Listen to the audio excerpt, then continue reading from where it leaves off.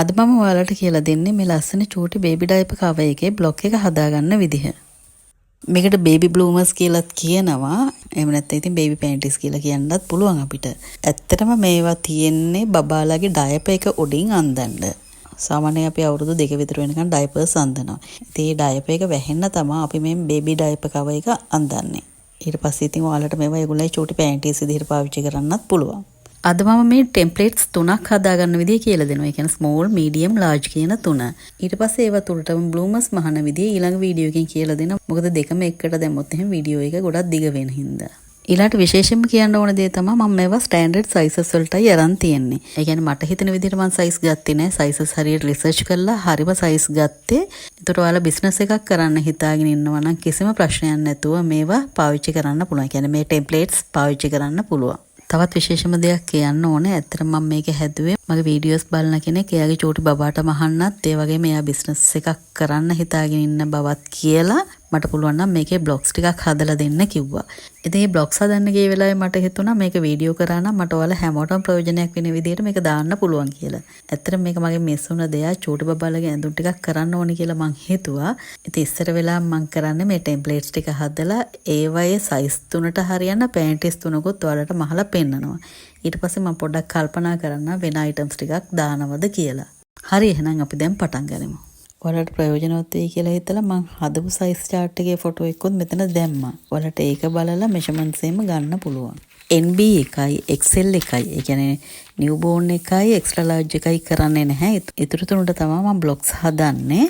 ඉතින් ඒ ටික හරියට හදාගත්තොත් ඔයාලට ඊටු දෙක හදාගන්න එක අමාරු වෙන එකක් නැහැ. හරි ඔයාලා දකින්න ඇති මම ඉස්සර වෙලාවම ප්‍රමාණවත් තරම් කොලයක් අරගෙන ඒක දිගාතට හරි මැදෙන් දෙකට නවා ගත්තා. ඊට පස්සේ දිගාතට නමපු එක ආපහු මැදෙන් දෙකට නවා ගත්තා. මම ආයෙත් දිගහැරලම පෙන්නන්නම්. මෙන්න මේ විදිහේ කොලයක් අරගෙන මේ විදිහට දිගාතට දෙකට නවා ගත්තා. ඊට පස්සේ ඒක හරි මැදින් ආයෙත් මෙන්න මේ විදිහට දෙකට නවා ගත්තා. ඒතර අපේ කොලේ හරියට හතරට නවලයි තියෙන්නේ. ඒ කියන්නේ අපිට පේන්නේ හතරෙන් එකක්. දැන් මම මේ ඉස්සර වෙලම හදන්න යන්නේ ලාර්ජ් සයිස් එක. සයිස් chart එක අනුව මම ගන්න යන මෙෂර්මන්ට්ස් ටික ඔයාලට ඉස්සරවම කියලා ඉන්නම්. අපි ඉනමින්ම ගන්නවා. ඒත් මේ ඉනමින්ම අත්‍යවශ්‍ය මින්මක් නෙවෙයි. අපිට විශේෂයෙන්ම උවමනා වෙන්නේ හිප් එක. ඒ කියන්නේ උකුල වටේ වට ප්‍රමාණයයි. ඊළඟට මේ පෑන්ටි එකේ උස උවමනා වෙනවා. සාමාන්‍ය සම්මත උස තමයි මම දැන් ගන්න. ඔයාලට මේක මීට වඩා ටිකක් උසට ඕනේ නම් ඒ අවශ්‍ය ප්‍රමාණයට උස් කරගන්න. ඒ කියන්නේ තව අඟලක් විතර ඕන නම් උස් කරගන්න පුළුවන්. දැන් මම මෙතන මෙෂර්මන්ට්ස් ඔයාලට සඳහන් කරාට ඔයාලා බබව හරවහරව මෙෂර්මන්ට්ස් ගන්න ඕනේ නෑ. ලාර්ජ් සයිස් එක හදන්න උවමනා මෙෂර්මන්ට්ස් තමයි මම මේ පෙන්නලා තින්නේ. තවත් පැහැදිලි වෙන්න මම මේක ඔයාලට පොඩ්ඩක් ඇඳලාම පෙන්නන්නම්. ඒව බලලා ඔයාලත් හදාගන්න. අපි උකුළු වටේ මෙන්න මෙතන ඉඳලා මෙතනයි ගන්න. ඒතකොට මෙතන ඉනමින්ම ඒක අඟල් 17යි. ඒතර උකුළු මින්ම අඟල් 20ක් වෙනවා. උස ගන්න අපි අඟල් 9ක්. සයිඩ් එකේ උස අඟල් 5කුත් මෙතන පහළ ක්‍රොච් එකේ සයිස් එකත් අඟල් 5ක් විදිහට ගන්නවා අපි. අපි බ්ලොක් එක හදන්න යන්නේ පෑන්ටින් 4න් 1ක ප්‍රමාණය. ඒ කියන්නේ මම මේ පාට කරපු කොටසට හරියන්න තමයි බ්ලොක් එක අපි හදන්නේ. තවත් පැහැදිලි වෙන මම මේක ආපහු පොඩ්ඩක් ඇඳලා පෙන්නන්නම්. එතකොට ඉන වටේ මින්ම අඟල් 17යි. ඒකෙන් භාගය අඟල් 8මාරයි. එතකොට අපි අඳින්න යන කොටස ඉන්න ප්‍රමාණය වෙන්නේ අඟල් 4යි කාලක්. 4යි 4න් එකක්. ඒ වගේම උකුල වට ප්‍රමාණය අඟල් 20යි. ඒකෙන් භාගය අඟල් 10යි. ඊළාට ඒකෙන් භාගය අඟල් 5යි. උස අඟල් 9ක් විදිහට ගන්නවා. ලාර්ජ් සයිස් එකට අපි ක්‍රොච් එක ගන්න අඟල් 5ක්. ඒතර ඒකෙන් භාගය අඟල් 2මාර විදිහට ගන්නවා. දැන් ඉතින් අපි මේ හදාගත්ත මෙෂර්මන්ට්ස් වලට තමයි බ්ලොක් එක හදන්න යන්නේ. මෙෂර්මන්ට්ස් හදාගත්තෙත් පෑන්ටි එකෙන් 4න් 1කට. මේ කොලේ නවලා තියෙන්නේ පෑන්ටි එකෙන් 4න් 1කට. ඒතර ඔයාලා මේ නැම්මවල් තියෙන තැන් ගැන හොඳ අවබෝධයෙන් බ්ලොක් එක හදන්න පටන් ගන්න. මම දැන් මේකේ නැම්මේ ඉඳලා උඩට අඟල් 9ක් මාක් කරනවා. ඒක දෙපැත්තෙම මාක් කරගන්න. ඒක තමයි පෑන්ටියේ උස විදිහට අපි ගන්නෙ. ඊළඟට පෑන්ටි එකේ 4න් 1 පළල අඟල් 5යි ආවේ. ඒකත් අපි මේ විදිහට නැම්මේ ඉඳලා මාක් කරගන්නවා අඟල් 5ක් දෙපැත්තෙම. උඩ සහ යටින් දෙපැත්තෙම. ඊළඟට මේ පොයින්ට්ස් ටික යා කරලා මේ විදිහට කොටුවක් ඇඳගමු. මේ කොටුව ඇතුලේ තමයි අපි බ්ලොක් එක හදන්නේ. ඊළඟට සයිඩ් එකේ උස අපි අඟල් 5ක් විදිහට අරන් තියනවා. ඒක අපි නැම්මට විරුද්ධ පැත්තේ ඉඳලා පහළට අඟල් 5ක් විතර මාක් කරගන්න ඕනේ. ඊළඟට අපි කකුල් දෙක අතර පළල හදාගත්තේ අඟල් 5න් භාගේ 2.5 විදිහට. දැන් මෙතන පටි දෙකකුත් අල්ලන නිසා මම මේක 2යි කාලට ගන්නවා. එතකොට පටි දෙක ඇල්ලුවාම 2.5 කියන්නේ අඟල් 5ක් එනවා සම්පූර්ණ පළල. දැන් මේ මාක්ස් දෙක යා කරලා රූලක් තියලා මේ විදිහට ඉරක් ඇඳගන්න. ඊළාට අපි ඒකේ හරිමැද තැන හොයාගන්න ඕනේ. මම මේ දුර ප්‍රමාණය ටේප් එකෙන් මැනලා ඒකේ හරිමැද මේ විදිහට නවලා ගන්න හිතුවා. දැන් මේ හරිමැද ඉඳලා ලම්බක උඩට අඟල් 3 කාලක් මාක් කරගන්න. ඊට පස්සේ අපි මේ මාක් කරගත්ත තැනත් දෙපැත්තේ මාක්ස් දෙකක් යා කරලා කවාකාර රේඛාවක් මෙන්න මේ විදිහට ඇඳගන්න. අතින් ඇඳත් ප්‍රශ්නයක් නැහැ. නැත්නම් ඔයාලා ළඟ මේ වගේ ෆ්‍රෙන්ච් කර්ව් එකක් තියෙනවා නම් ඒක පාවිච්චි කරන්නත් පුළුවන්. දැන් ඉතින් අපි large size එකේ පිටිපස්ස පැත්ත හදාගෙන ඉවරයි. තව චුට්ටයි තියෙන අපිට මේ බ්ලොක් එක සම්පූර්ණ කරගන්න. ඊට කලින් අපි මේක චුට්ටක්වත් එහෙම නොවෙන්න කපාගෙන ඉමු.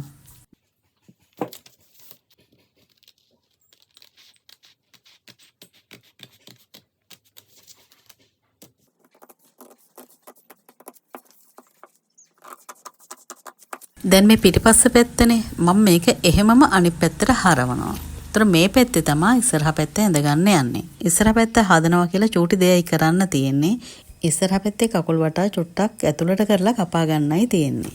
ඒකට ඉස්සෙල්ලා වගේම කකුලේ දිග ඇරගෙන ඒකේ හරිමැද ඉඳලා උඩට අඟල් 3 කාලක් ආපහු මාක් කරගන්න ඕනේ. කකුලේ දිග මන් ටේප් එක මේ විදිහට තියලා ගත්තට අපි ලොකු අය ගෙවුවා මනින්නකොට මේ විදිහට මනින්න හොඳ නැහැ. ටේප් එක මේ ධාරි දිගේ හිටවලා ඒකේ හරිමැදයි ගන්න ඕනේ. දැන් ඉස්සෙල්ලා වගේම මේ පොයින්ට්ස් 3 යා කරලා කවාකාර රේඛාව මේ විදිහට ඇඳගන්න. ඊළඟට ඒක දිග ඇරලා ඉස්සරහ පැත්ත කකුල විතරක් අපි ඇඳගත්ත මාක් එක දිගේ කපා ගන්න. හරි මේ තියෙන ඉස්සරහ කපල ඉවරනාට පස්සේ මම දැන් මේක සම්පූර්ණයෙන්ම දිග ඇරලා හරි පැත්තට නවලා ඔයාලට පෙන්නන්නම්. ඔන්න දැන් අපි large size එකේ බ්ලොක් එක හදලා ඉවරයි. ඉස්සරහ පිටිපස්ස කකුල් දෙකේ වෙනස ඔයාලට පේනවා ඇති. දැන් මම මේකේ මාක් කරනවා මේක පිටිපස්ස පැත්තත් මේ තියෙන ඉස්සරහ පැත්තත් කියලා. ඊළඟට මම මේකට මැහුම් වාසි තියලා නැහැ. සයිඩ්ස් දෙකටත් කකුල් දෙක වටත් මැහුම් වාසි තියන්න ඕනේ. ඒක දැන් මේකේ මාක් කරලා තියන්න ඕනේ මොකද සමහර දේවල් අපිට සමහර වෙලාවට පස්සේ අමතක වෙලා යනවා. මොකක් හරි බ්ලොක් එකක් හැදුවාම එහෙම නැත්නම් වෙන මොන හරි විශේෂ දෙයක් වුණත් ඒකට අදාළ සියලුම කරුණු ඒ විලේම මාක් කරලා තියෙන එක හරිම වැදගත්. මොකද පස්සේ සමහර දේවල් අමතක වෙන්න අපිට බොහෝ දුරට ඉඩ තියෙනවා. ඒ වගේම ඉනට අඟලක් එකතු කරන්න. මොකද අපි අඟල් භාගයේ ඉලාස්ටික් එකක් අල්ලන්න ඉන්නේ. එතකොට ඒක දෙසරයක් නැවුනහම ඒ අඟල හරියනවා. ඊළඟට බැරි වෙලාවත් ඔයාලා මේකේ චුට්ටක්වත් ඇදින්නේ නැති රෙදි. ඒ කියන්නේ මල් පීස් එහෙම නැත්නම් පොප්ලින් වගේ රෙද්දකින් මහනවා නම් එහෙම අඳන්න අපහසු වෙනවා. ඒ හින්දා දෙපැත්තට විතරක් අඟලත් අඟල් 1මාරත් විතර ඉඩක් තියන්න. එතකොට සම්පූර්ණ වට ප්‍රමාණය අඟල් 4ත් 6ත් අතර ප්‍රමාණයක් වැඩි වෙනවා. ඒ ටික ඇති බබාට පහසුවෙන් ඇඳුම අඳන්න පුළුවන් වෙන්න. ඊළාට ඕගොල්ලන්ට මේක තවත් ලස්සනට ඕන නම් අපිට ඉන හරියෙන් තව චුට්ටක් අඟල් භාගයක් විතර අඩු කරන්න පුළුවන්. ඒක සයිඩ් එකේ උඩ කෙළවරේ ඉඳලා ඇතුල් පැත්තට අඟල් භාගයක් මාක් කරලා සයිඩ් එකේ පහළ කෙළවරේ ඉඳලා ඒ මාක් එක දක්වා මේ විදිහට කෙලින් ඉරක් ඇඳගෙන කපලා වෙන් කරගන්න පුළුවන්. එතකොට ලස්සන හැඩයක් එනවා මේ පෑන්ටියට. එතකොට සයිඩ් එකට මහුව වාසි තියන්නෙත් මේකට සමාන්තරවයි. හරි මේ තියෙන්නේ සම්පූර්ණයෙන්ම වැඩ ඉවර කරපු චූටි බබාලාගේ large size එකේ පෑන්ටි බ්ලොක් එක. මම දැන් මේකේ දෙපැත්තෙම size එක මොකක්ද කියලා මාක් කරනවා. සමහර වෙලාවට අපි ඔක්කොම හදලා ඉවරනහම මොකක්ද කියලා හොයාගන්න බැරි වෙනවා size එක. මම දැන් මේ හදපු large size එකේ බ්ලොක් එකේ විශේෂ දේවල් හැමදේම සඳහන් කරපු ෆොටෝස් දෙකක් දානවා ඉස්සරහා පිටිපස්ස දෙකේම. ඒ දෙක විතරක් බලලා වුණත් අවබෝධයක් තියෙන කෙනෙක්ට බ්ලොක් එක හදාගන්න පුළුවන්. දැන් අපි medium size එකට බ්ලොක් එක හදන්නයි යන්නේ. එතකොට මෙතන අපි මෙෂර්මන්ට්ස් විදිහට ගන්නේ ඉන අඟල් 16කුත් උකුල අඟල් 19කුත් උස අඟල් 8.5කුත් විදිහට. එතකොට ඉනේ වට ප්‍රමාණය එක පැත්තකට අඟල් 8යි ඒකෙන් භාගය අඟල් 4යි. ඒ වගේම උකුලේ වට ප්‍රමාණය එක පැත්තකට අඟල් 9.5යි ඒකෙන් භාගය අඟල් 4යි 3 කාලක් වෙනවා. ඒ ටික තමයි අපි ගන්නෙ. උසත් එක්ක. මෙතන මට වැරදිලා ලියුණා උකුලේ එක පැත්තක දිග අඟල් 8.5යි කියලා. ඒක 8.5 නෙවෙයි 9.5යි. මම ඒක හැදුවා. එතකොට 9.5න් භාගය 4යි 3 කාලට තමයි අපි හදන්නේ. දැන් ඉස්සෙල්ලා වගේම කොලයක් අරගෙන ඒක දිග අතර දෙකට නවා ගන්න. ඉස්සෙල්ලට වඩා ටිකක් පළල වැඩි එකක් ගන්න. අපි මේක හදන්නේ ඇදෙන්නේ නැති රෙදි වලටත් ගැලපෙන විදිහට. ඒ නිසා ටිකක් පළල වැඩිපුර එකක් ඕන වෙනවා. දැන් මේ දෙකට නවාගත්ත කොලේ ආය සැරයක් මේ විදිහට දෙකට නවා ගන්න. එතකොට අපිට පේන්න තියෙන ඉස්සෙල්ලා වගේම 4න් එකක ප්‍රමාණයක්. දැන් කලින් වගේම මේකේ දිග පළල මැනලා සීමාව මාක් කරගෙන ඉමු.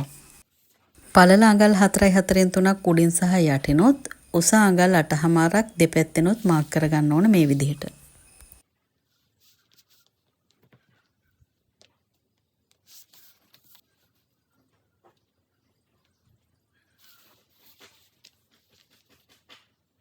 ඊට පස්සේ සීමාවල් හරියට පෙනෙන්න රූලක් තියලා මේ විදිහට ඇඳ ගන්න.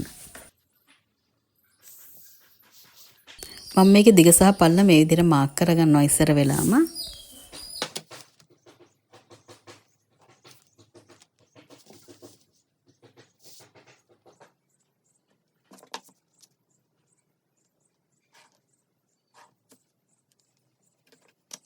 ඊට පස්සේ මේකේ සයිඩ් එකේ උස විදිහට අඟල් 4යි 3 කාලක් තමයි ගන්න. ඒක මේ විදිහට මාක් කරගමු.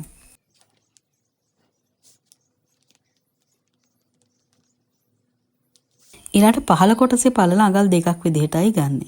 ඒකත් මේ විදිහට නැම්මේ ඉඳලා එහාට මාක් කරගමු. දැන් මේ පොයින්ට්ස් දෙක යාවෙන්න මේ විදිහට රූලක් තියලා ඉරක් ඇඳගමු.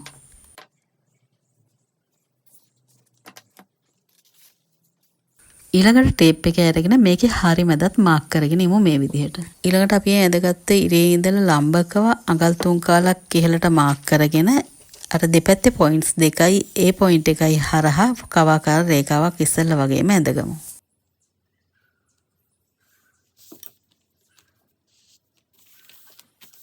දැන් අපි මේ කොලේම මේකේ මැහුම් වාසි මාක් කරන්නයි යන්නේ. ඉනට අඟලක මැහුම් වාසි තියෙනවා අඟල් භාගයක ඉලාස්ටික් එකක් දාන්න පුළුවන් වෙන විදිහට. ඊළඟට මම මේ සයිඩ් එකට තව අඟල් 1මාරක් මාක් කරනවා. ඒ අඟල් 1මාර වැඩි කරන්නේ ඇදෙන්නේ නැති රෙදි වලින් මේක මහනවා නම් විතරයි. නැත්තම් අපි ওই රතු පාටේ ඇඳලා තියෙන සයිඩ් එකේ මාක් එකට අඟල් භාගයක් තිබ්බාම හොඳටම ඇති මැහුම් වාසි වලට.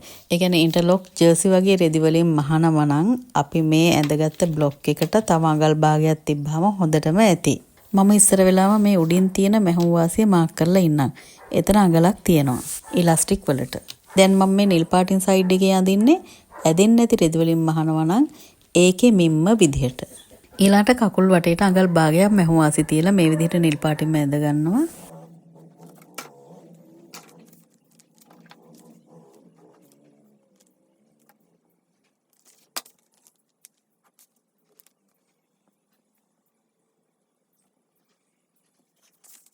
එතකොට දැන් මම මේ මාක් කරන්නේ සාමාන්‍යයෙන් ඇදෙන රෙද්දකින් මහනවා නම් මැහුම් වාසි තියෙන තැන.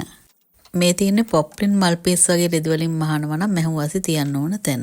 හැබැයි එහෙම රෙද්දකින් මහනවා නම් ඔයාලා කපන්න කලින් අනිවාර්යයෙන්ම රෙද්ද හොදලා ඉන්න ඕනේ. මොකද ඒවා ගොඩක් කොට වෙනවා. ඊළඟට ලාර්ජ් එකෙත් මම අර සයිඩ් එක හැඩ කරා බබාගේ මේ පෑන්ට් එකට ලස්සන හැඩයක් එන්න. ඒ විදිහට මම මේකෙත් ඇදෙන නොඇදෙන බ්ලොක්ස් දෙක සඳහාම අඟල් භාගය ගන්න මේ පැත්තට අරගෙන හැඩ කරලා ඉරක් අඳිනවා. එතකොට අපි මේ ඇඳලා ඉවරුනේ මීඩියම් සයිස් එකේ පිටිපස්ස පැත්ත. අපි දැන් මේක කපලා වෙන් කරගමු ඉස්සර වෙලාම. දැනට මම මේ සයිඩ් එකේ හැඩ කරපු කොටස එහෙම්මම තියෙද්දි කෙලින් කපලා ගන්නවා.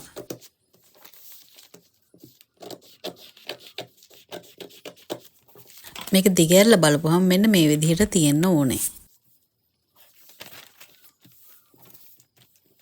දැන් ඉස්සරහ පැත්තේ කකුල වට හදා ගන්න ඕනේ. අපි ඒකට මේකේ දිගහැරගෙන ඒකේ මැද අරගෙන ආපහු අඟල් 3 කාලක් උඩට මාක් කරලා ඒ මාක් එකත් දෙපැත්තේ මාක්ස් දෙකක් තියා කරලා මේ විදිහට කවාකාර රේඛාවක් ඇඳ ගන්නවා. දැන් මේ කොටසත් මේ විදිහට කපලා අයින් කරනවා. අපි මේක ඉස්සරහා පැත්ත කියලා මාක් කරලාම ඉමු. මේක දැන් සම්පූර්ණයෙන්ම දිගෑරලා ආපහු හරියට නවාගෙන බලමු. මේ තියෙන්නේ දිගෑරියම තියෙන විදිහ. උන්න අපි නවා ගත්තා. ඒතර මේ ඉස්සරහා පැත්ත මේ පිටිපස්ස පැත්ත. එතකොට අපි මේ බ්ලොක් එක හදලා තියෙන්නේ ඇදෙන එකට වෙනමත් නොඇදෙන එකට වෙනමත් විදිහට. ඒ හැම එකටම මැහුම් වාසිත් තියලයි අපි මේක කපාගෙන තියෙන්නේ. දැන් අපි අර සයිඩ් එකකින් හැඩ කරලා ඇඳගත්ත කොටසත් මේ විදිහට කපලා අයින් කරමු. එතකොට මේ තියෙන්නේ අපි සම්පූර්ණයෙන්ම ඉවර කරපු මීඩියම් සයිස් බ්ලොක් එක. මෙතන ඇත්තටම බ්ලොක්ස් දෙකක් තියෙනවා. ඇදෙන රෙදි වලින් මහන්නත් නොඇදෙන රෙදි වලින් මහන්නත්.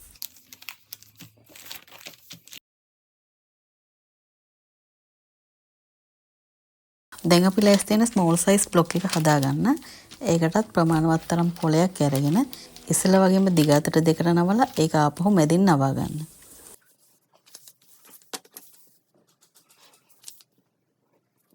ඒතර මේකේ ඉන අඟල් 15යි උකුල අඟල් 18යි උස වෙනවා අඟල් 8ක්. අපි උකුලේ පළලත් උසත් තමයි මේකේ මෙෂර්මන්ට්ස් විදිහට ගන්නෙ. ඒතර උකුලේ පළල අඟල් 18යි එකෙන් භාගය අඟල් 9යි. ඒක ආපහු දෙකට බෙදුවම එක පැත්තක් අඟල් 4මාරක් වෙන්නේ. දැන් මේ අඟල් 4මාර පළල විදිහටත් අඟල් 8 උස විදිහටත් මාක් කරගෙන අපි මේකේ සීමාව ඉස්සරවම ඇඳගෙන ඉමු.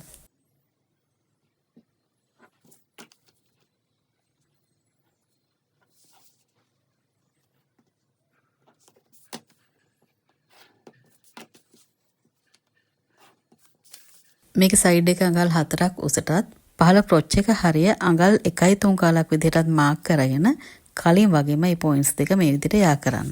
ඊට පස්සේ ඒකේ හරිමැද ඉඳලා අඟල් භාගයක් උඩට මාක් කරගෙන ඉස්සෙල්ලා වගේම කවාකාර රේඛාවක් ඒ පොයින්ට්ස් තුන යා කරලා ඇඳ ගන්න. දැන් අපි මේකේ මැහුම් වාසිය අඟල් භාගය ගන්න මේ විදිහට මාක් කරගමු.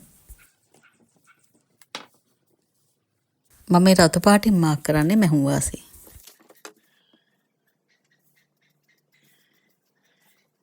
ඉනට අපි අඟලම් මැහුම් වාසිය තියෙනවා ඉලාස්ටික් එක දාන්න ඕන නිසා. දැන් මේකත් මැහුම් වාසිය එක්කම මේ විදිහට කපා ගමු. ඊට පස්සේ ඒක අනිත් පැත්ත හරවලා ඉස්සරහ පැත්තේ කකුල මාක් කරගෙන එමු. ඉස්සෙල්ලා වගේම කකුල වට දිග ප්‍රමාණය අරගෙන ඒක දෙකෙන් බෙදලා හරියමැද මාක් කරගෙන එතන ඉඳලා උඩට අඟල් භාගයක් මාක් කරගෙන ඒ පොයින්ට්ස් තුන යා කරලා කවාකාර රේඛාවක් ඇඳගමු. දැන් මේක දිගෑරලා මේ විදිහට ඉස්සරහ පැත්තේ කකුල කොටස විතරක් කපලා අයින් කරගමු.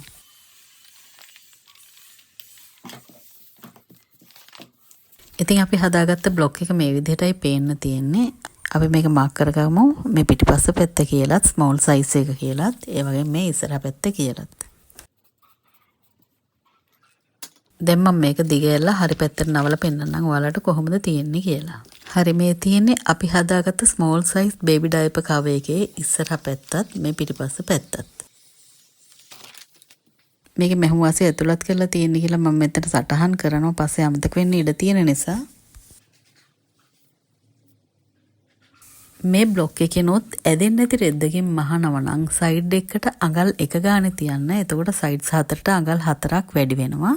ඒ ප්‍රමාණය ඇති මේ වගේ චූටි බබෙක්ට. ඔන්න මම ඉතින් අලුත් ඉපදුණු බබාලගේ ඉඳලා අවුරුදු 1.5 2 අතර බබාලා වෙනකන් ස්මෝල් මීඩියම් ලාර්ජ් කියන සයිස් වලට පැන්ටි බ්ලොක්ස් හදාගන්න විදිහ ඔයාලට මේ වීඩියෝ එකෙන් පෙන්නුවා. ඉතින් මේක ඔයාලට ගොඩක් ප්‍රයෝජනවත් වෙයි කියලා හිතන ඔයාලට කියන්නේ. බබාලා ඉන්න අයට, බබාලා හම්බ වෙන්න ඉන්න අයට, ඒ වගේ මේ වගේ චූටි පැන්ටි බිස්නස් එකක් කරන්න හිතාගෙන ඉන්න අයටත් එක වගේ ප්‍රයෝජනවත් වෙයි කියලා හිතෙනවා. ඉතින් මේ වීඩියෝ එක ඔයාලට ප්‍රයෝජනවත් වුණා නම් මාව subscribe කරන්න, share කරන්නත් අමතක කරන්න එපා. තව දෙයක් කියන්න ඕන මේ බ්ලොග්ස් තුනම තියලා පැන්ටිස් මහන විදිය මම ඉස්සරහා වීඩියෝ 2-3කින් ගේන්න හිතාගෙන ඉන්නවා. ඉතින් ඒවත් බලන්න ඒකත් ඔයාලට ප්‍රයෝජනවත් වෙයි. එහෙමනම් ඉතින් ඔයාලට සුබ දවසක්.